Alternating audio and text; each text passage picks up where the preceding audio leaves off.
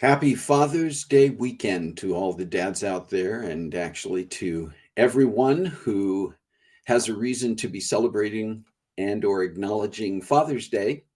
For you dads, grandfathers, pseudo dads, anyone who has been a dad figure to another person, and all of those who are going to be recognizing those dads in their lives, welcome once again. And I just would like to invite you now to put on the brakes, grab a cup of coffee, and join today's conversation because it's time for Coffee Breaks with Steve.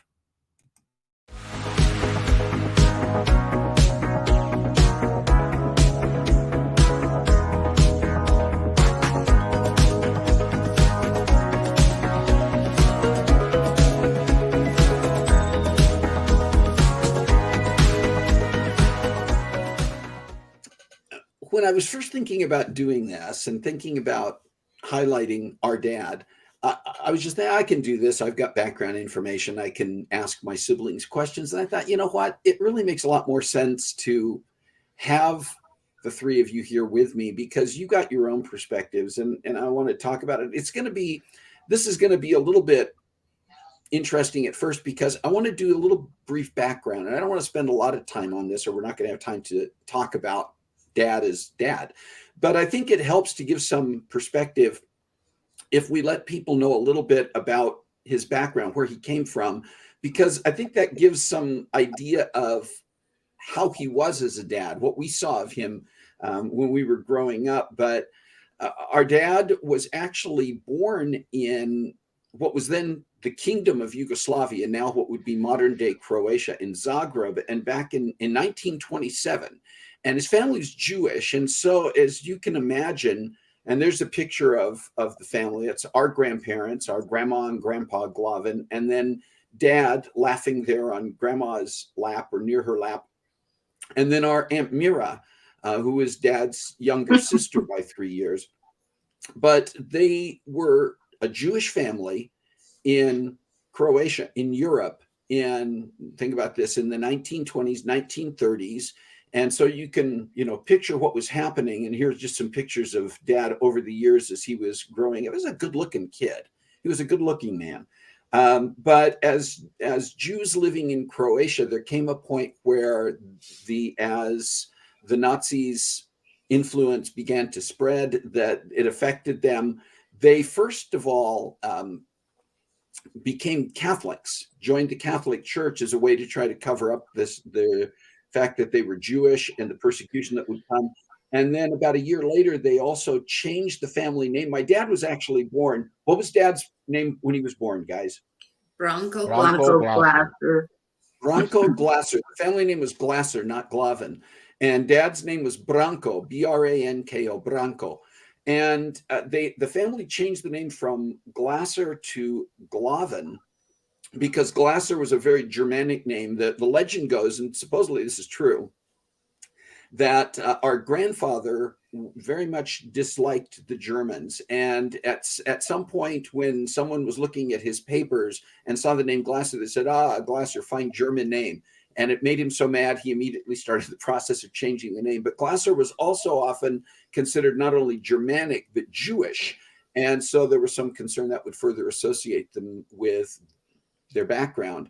And so the last name was changed to Glavan, which ironically, the word glava in Croatian means head. And so Glavan, while there's not a direct translation, could be considered to mean headstrong or stubborn. Definitely. Big-headed. What's that? Big head. Big-headed. So, however that fits in, right? But they ended up fleeing Croatia, to Italy, parts of which by then had been liberated. And while they were still, at times, they weren't under the same persecution and had to go through a process that ultimately brought them to America.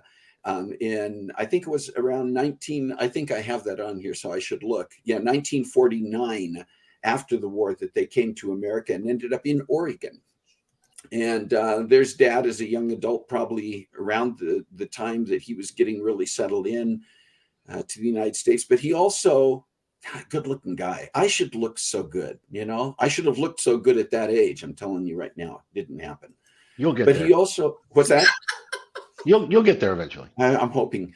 But Dad also served in the military. In fact, his naturalization as an American citizen wasn't even complete when he served in the military, served in the Army.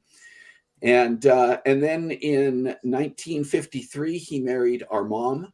And you can see the one picture there shows an early point before, Scott, this is before you. It's before you and Corey, but this is when we were still in a little town called Wishram, Washington, shortly after Carla was born. So that's me, Kathi, and Carla in this picture with our parents. Yeah, Corey and I were born into a world of color. Yeah. By the time, and it wasn't even the film. I mean, it was just, I think the world was actually grayscale back then. This picture, by the way, is taken at Aunt Mira's house. Well, this is in Aunt Mira's. You're right. This wasn't taken in Wishram, and that's obvious by the background, which we recognize, which I'm sure Kay recognizes as well in this particular picture. But just kind of pause here and talk a little bit.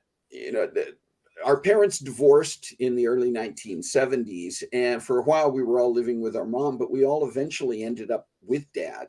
And I think, Scott, your perspective on growing up with Dad is probably a bit different from what at least Kathi and I, maybe Carla, can remember. But as a young child, I mean, Kathi, what are your recollections about Dad when we were young kids? Very frankly, Frank Dad he wasn't a real hands-on dad with us when I was a kid. I mean, I do not have a lot of memories with Dad. He was there. It's not that he wasn't there, but as far as doing things with my dad, I remember going to see him at work at the train station in Wishram, and remember how that smelled. I mean, I certainly remember him always being there, but as far as real hands-on, he wasn't when we were kids. Yeah. I think Corey and Scott definitely grew up with a different dad than we did.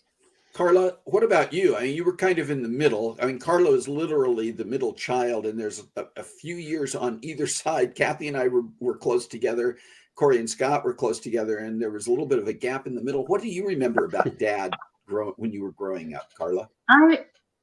I guess I remember him being a little more hands-on with me. I remember playing with him on the weekends. We had a game that we played where he would tighten up his stomach muscles, and I would run as fast as I could towards him and bounce off of his belly, his hard belly, with my head. And that was just a game we played a lot. You know, taking the funny papers from each other on Sunday morning, stuff like that. He was a little more playful, I think, with me. And then, you know, after Scott and Corey came, that all went away. Scott and Corey ruined everything for me. Yeah, but you know that's when I became a middle child. That's when you became. That's true, because you were the baby for several years. Scott, your perspective.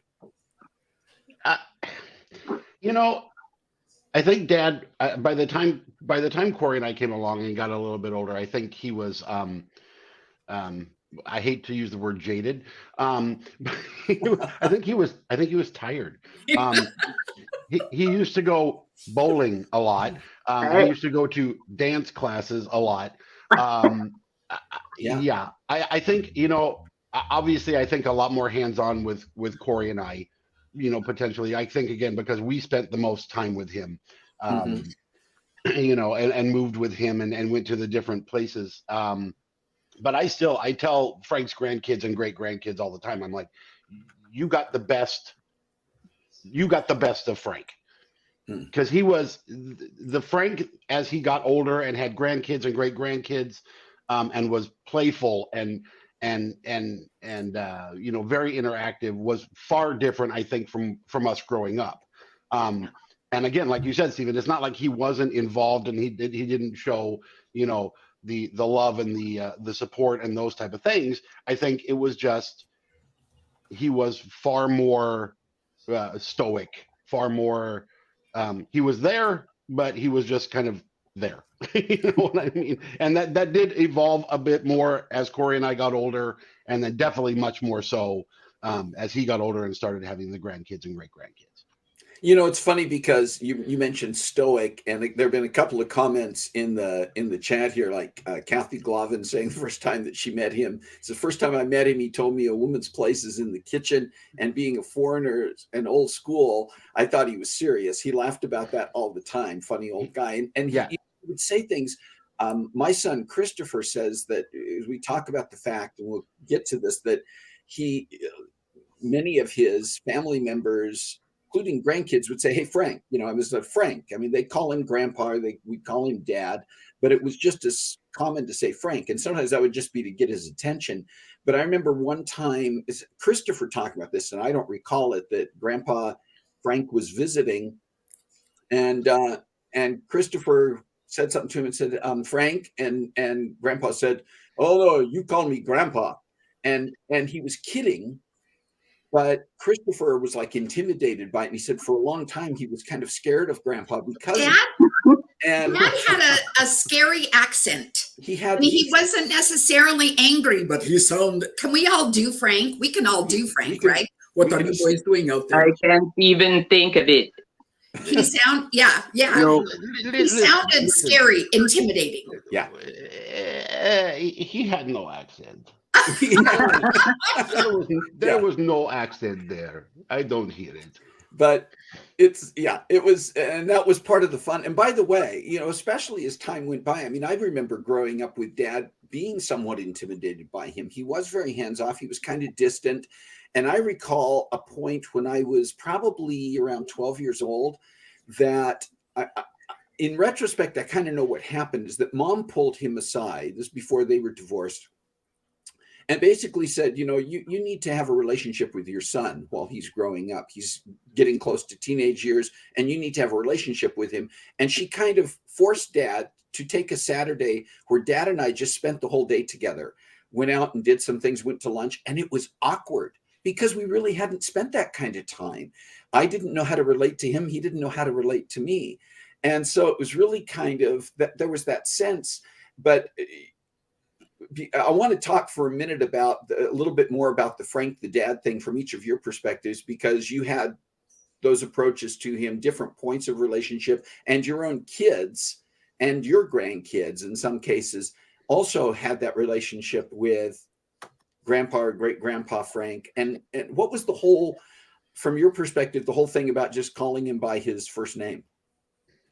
When Rod, it wasn't disrespect. No, when Rod and I got married, he had not yet met Frank. We got married in Utah, and then we came to Oregon on our honeymoon so he could meet my family. And on the way, on our drive, he said, "What should I call your dad?" And I said, "Probably Frank. That's his name." And so, you know, after we got in Portland, settled in, and Rod asked Dad, "What would you like me to call you?" And he said, "Call me Frank. That's my name." And Carla, I swear, Carla went, "Frank," like she'd never heard it before. And I totally think that was kind of the beginning of everybody calling him Frank. In my experience, that was my first experience with him being called Frank. I remember that our high school friends, for the most part, called him Frank. I mean, the ones who were close to us, pretty much, right? But they weren't his relations, so they could call him Frank. That's true. It's different when your kids and your grandkids call you Frank. Yeah. So Carla, I think. I mean, sorry, but I think in my perspective, and that's what he would answer to. Yeah. I mean, honestly, you would say, "Dad, Dad." Yeah. Dad, and then you Frank, and hello. Yeah, get a you know, I mean, that's it, and then it just became commonplace, and that's what everybody called him. I mean, and he referred to himself that way as well. Yeah, I just think it just became that was the go-to how you referred to him. Scott, I'm just going to mention this right now. I don't know if you saw Kathy McCormick's comment. I don't want this to end until I hear Scott imitate Frank. I've heard Steve, and he always says Scott does him better. So you were doing it briefly a minute ago. You might as well get it over with. But you know, when the people want to talk to me, they will call me Frank. This is my name. Everybody call me. See, it's funny to me because, again, like I said, we had to play a message back to him on our phone that he left a voicemail for him, and I hear it a little bit. I don't think it's very, very strong accent though. Carla, your thoughts about the whole Frank approach? Frank the dad, but Frank as his. I don't know. Frank. I mean, I remember when that happened. I remember calling him Frank and thinking that. I mean, I was 16, so I was a teenager. It's also because Carla thought she was adopted, so calling him dad was a bit sacrilege. I don't know. And then he let me do it, and so it just continued. And years later, it just was a thing. I found that I got to a point. I don't know if this was all the way along, but I know in the last few years, at least, I was aware of this, and I think it was at least partially conscious. I would refer to him as Frank, but I would typically, when I was having conversations with him first person, I would call him Dad. And I think that was just kind of my way of acknowledging that element, making sure that didn't get lost in my own mind and heart in the shuffle. I know that was, that none of us ever, again, there was no disrespect. None of us ever lost that sense of he was Dad. But for me, that was just something that became a norm, I think. What are some of the funny moments, the funny memories that you have specifically with Dad, Carla, besides, running into his stomach head first when you were little? Were there, especially I think about in more of our older and adult years. I was just gonna bring up a couple of things when we were younger, like walking into the living room and he'd have like a paper bag on his head, like a hat, or he'd have taken off his necktie after work and wrap it around his head. There was a thing about putting things on his head, but he'd just be sitting there nonchalantly waiting for someone to discover him. He liked that. Yes. Yeah. Anything else, Carla? Come to mind? No, he wasn't funny at all. I remember one thing when he was in an exercise class. He did a lot of different exercise classes several times a week. And one time Corey came for a visit, and he invited us to come to the exercise class. So we did. We went, and it was hilarious. We stood in the back, of course, because we didn't know anything. We tried to keep up with them, all the people. But Frank was a total class clown. People laughed and laughed. People came over to us throughout the class and said, "Has he always been this funny?" Just so silly. And apparently this was how he was every class. It wasn't just for our benefit, but because he was such a goof off, a class clown at that point in his life, that I guess that was a thing. But that was funny. I have a theory on this a little bit. I think that in Dad's growing up years, when most kids would be goofy and goofing around and having all kinds of fun and being young, that he was not in that kind of a situation. He was, running away from the Nazis and was in an Italian refugee camp and all that kind of good stuff. And he didn't have a normal, I think as a kid, a teenager with your friends and goofing off. And so he didn't get to do that until later on, which he referred to himself as a late bloomer. And I think that's indeed the case with him.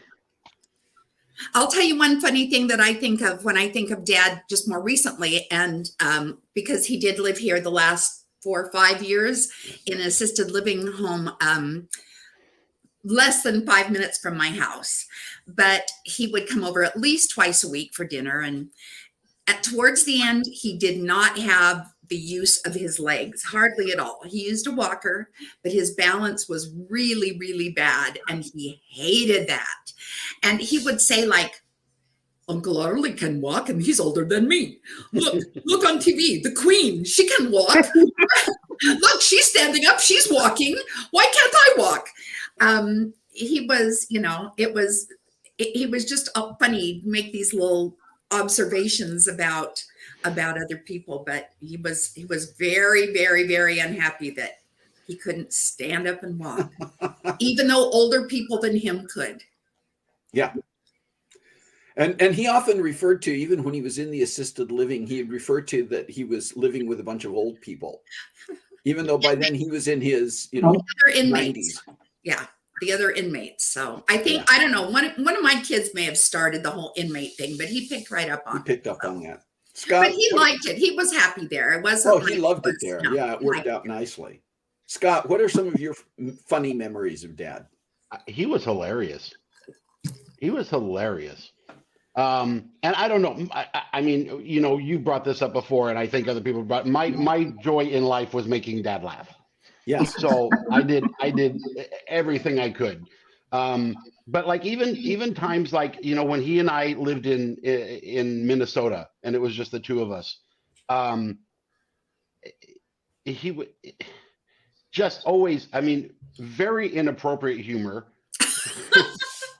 which I appreciated. But like, again, like trying to like being out in public and just doing weird, strange things and not knowing, I think wanting me to see it probably, but being completely oblivious to the rest of the world around us, like looking at him like, what is this man doing? I find he was hilariously funny. And again, later in life, like Kathi said, I think it took him time to get to that point, but he was just, it was always trying to make things fun, trying to think, did we dress as spies? Well, yeah, we did do that. we dressed as spies. We did a lot when we were in Montana and those places. We did with Corey was with us. We did a lot of dressing up, and I remember he was not opposed to putting on some funny stuff. We've shown some pictures here. No, not at all. And I remember when we lived in Montana and Corey had started driving, and Corey would drive she and I around to school functions or those type of things. And Corey was not the greatest driver in the world. That's being kind. Corey's thing was, instead of putting the brakes on and slowly pulling into a parking spot, she would get like 10 feet away and yak on the emergency brake. And we just like skid and slide into a stop, and it would make me insane. And I told Dad, I said, can you please talk to her about this and tell her to stop doing that? And he says, well, Corey drives the way Corey drives, and that's okay. She can, and I just, and then, I was like, okay, this is, and then he would just look at her and wink or something and be like, it's all right. Corey and Dad had a really kind of a special relationship, I think. And she would come when he was up here on her days off. She would come and get him and take him on what she called field trips. She would take him out to lunch and they would go and and I always felt, after Corey passed away, I always felt so bad because I thought, I need to do those things. I need to do with Frank the things that Corey did. And I was just telling Carla recently, and I finally realized that I'm not Corey, and and I can't do Corey, but they had a different relationship. Corey and Dad definitely had a different relationship than Dad and I had. We had a fine relationship at the end, but Yeah, I think it was a definitely a different perspective for all of us, honestly. And but Carla made a point earlier where she said something, and he said it was more like, do what you want. Do you basically. But I think another part of it, which a lot of people don't know, was that we all in various times and situations put Frank through a lot. Yeah. Through a lot. Every one of us. Speak for yourself, dude. No, come on. He was always the most non-judgmental, giving, I mean, you're right. I gave him plenty of opportunity to lose his complete mind with me, but it was always more. I never get. Let's tell me what's going on and how can I help? Dad was very non-confrontational. Mom, not so much. Dad was very okay, whatever. He definitely didn't want to get into it with anybody. It was kind of okay, fine, you do your thing. But he had strong opinions down to his kids. He would express opinions very definitely. I mean, he didn't hold back if he had a strong opinion about politics or even someone's life. He'd say it. I've heard Frank and Rick get into it a couple of times. Yeah. Sake of time here, some special memories, the heart-touching memories and thoughts that you have. And I'll lead off on this one. I can remember a couple of different things, but I remember one time, this was after we'd gone to live with him, Kathi, and I'm not even sure if the rest of the kids were with us yet, but you and one of our dear friends, Connie, were getting ready to go out for the evening. We're going to go to a movie or something. And you weren't Kathi never excluded me from anything in her life, which was amazing. Even when I was a dorky He went on my honeymoon with me. What's that? I said you went on my honeymoon with me. Yeah. But Kathi and Connie were going to go to a movie, and they would have let me come along, but I didn't have any money. And I was in the kitchen.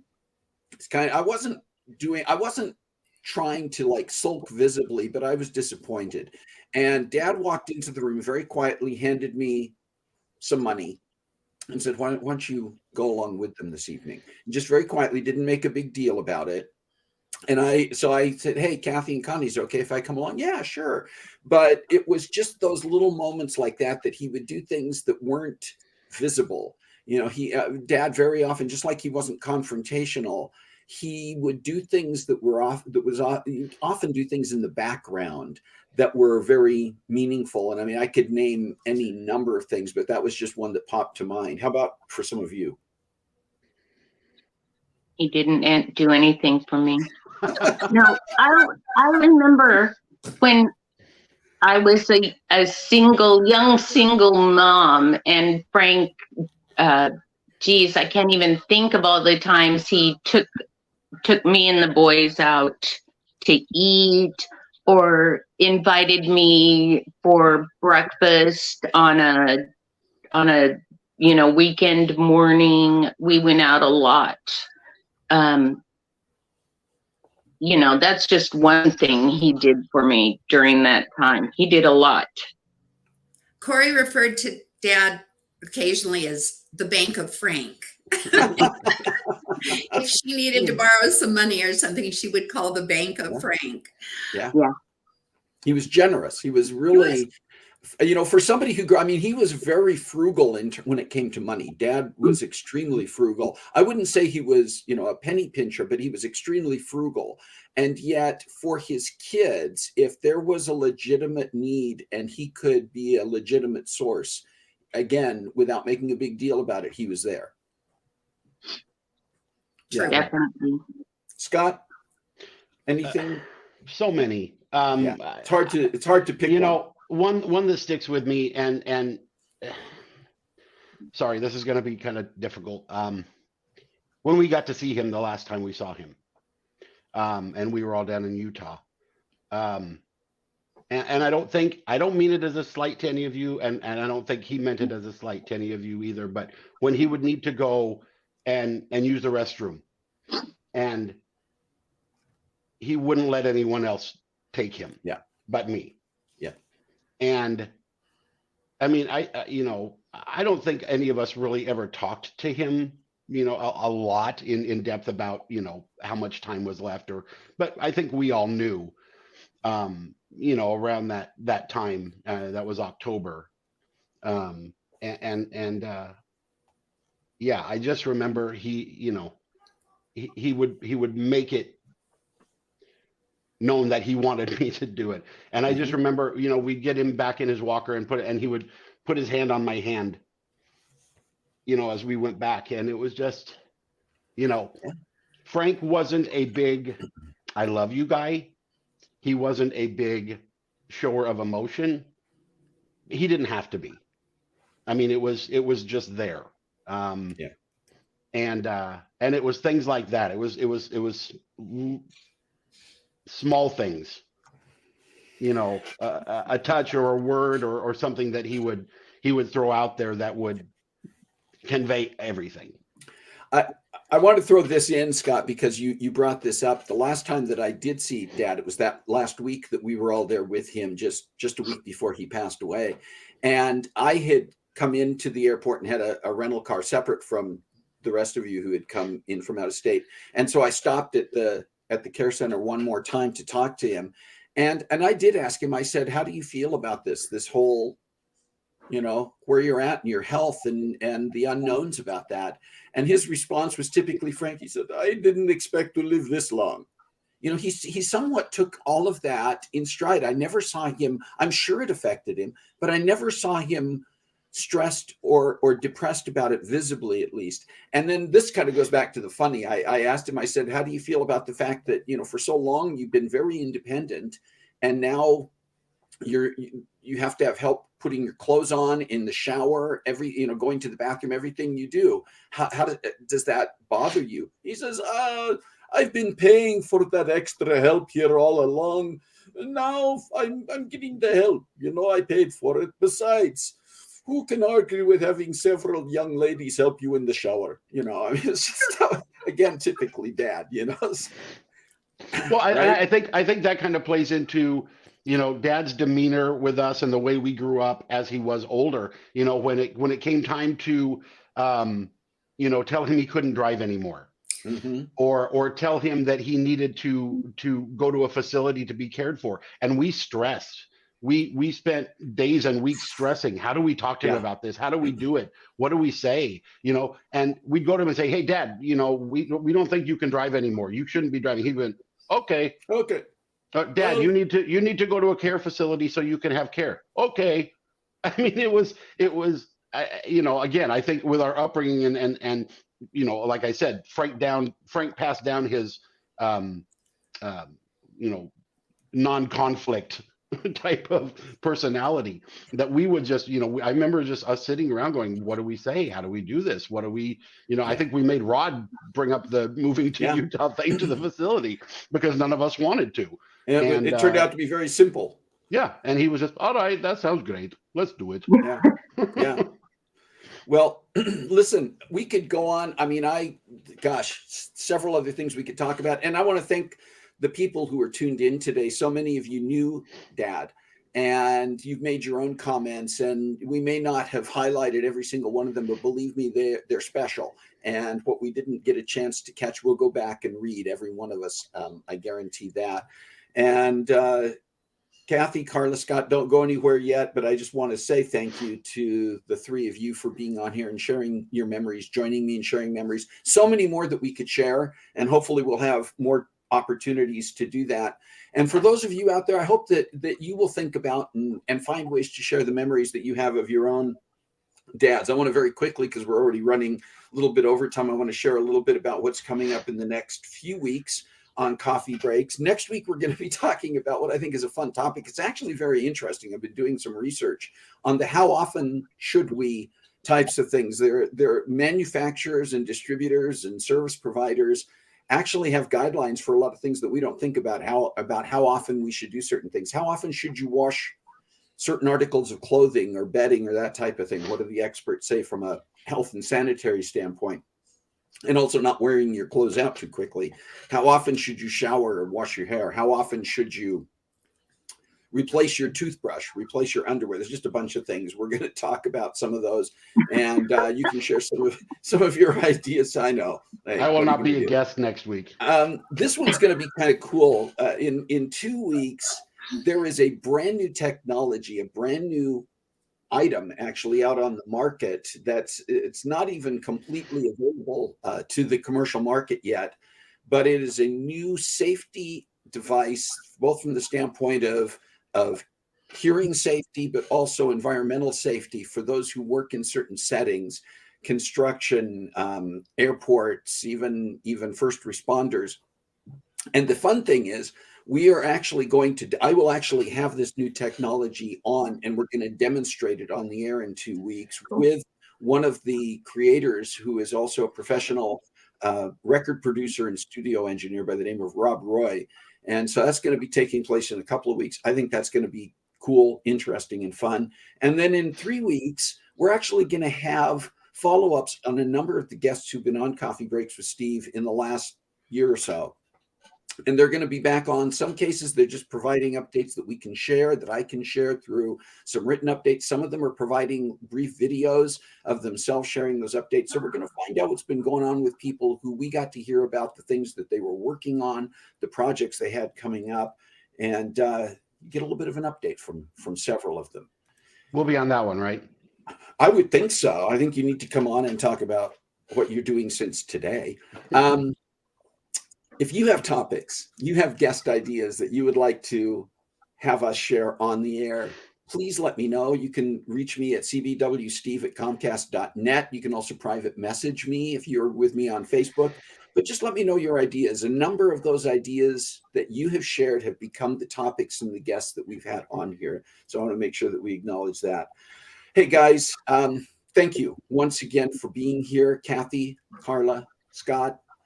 Hope you all get a chance in your own ways to do whatever celebrating for Father's Day that you're going to be doing. And that goes for all of you out there.